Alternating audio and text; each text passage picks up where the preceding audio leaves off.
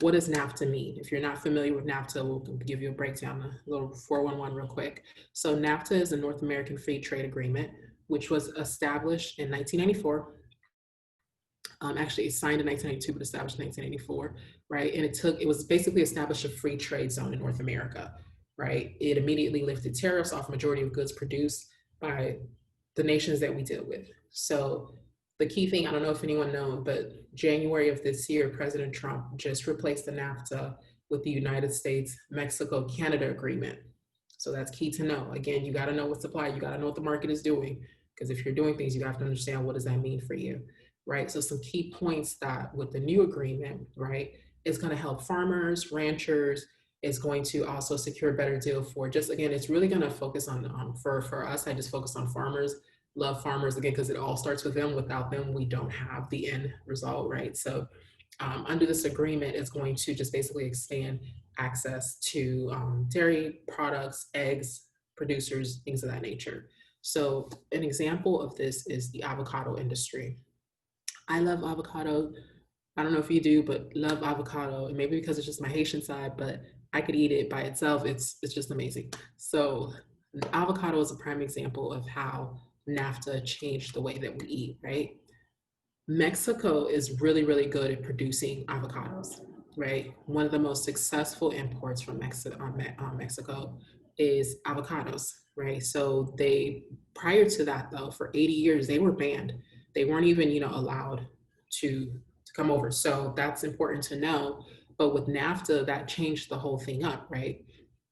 After NAFTA was took place, implemented, our avocado consumption went through the roof. We went from eating 1 pound per person in 1994 to over 8 pounds per person. Hello, Taco Tuesday, right? So NAFTA really changed again how we ate. So now we have access to avocados year round. Where again, before NAFTA, we only had access to avocados via California and Florida, and it was only seasonal, right? So again, NAFTA made them available year round. We love Taco Tuesday. If you love Taco Tuesday, put that in the chat because I do. I'm still doing that even though it's COVID.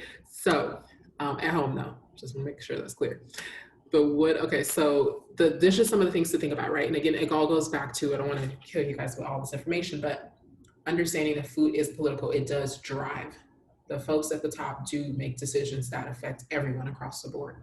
So that is one of the things we want to focus on, understanding who are the people that are driving some of these laws, right? Who are we voting for?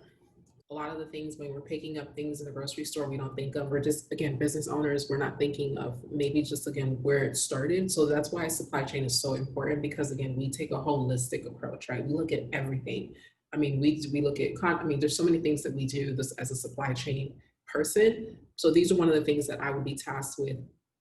Let's say if you and I work together, right? Like I would be looking at not just, okay, how do we get things cheaper? But what does that mean? Like it could be cheap for now, but in the long run, is it going to be cheap? So I look at things such as NAFTA to understand, okay, what does the playing field look like? What do we need to do maybe 3, 6 months, a year from now, right? So these are some of the things that why a supply chain person is so important to your team, to looking at the bigger picture, right? You're consumed with the day-to-day.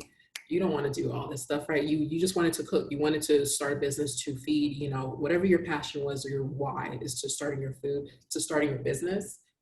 For me, this is my passion, right? I love stuff like this. I'll look at it and understand. I'll come up with strategies and help small business owners.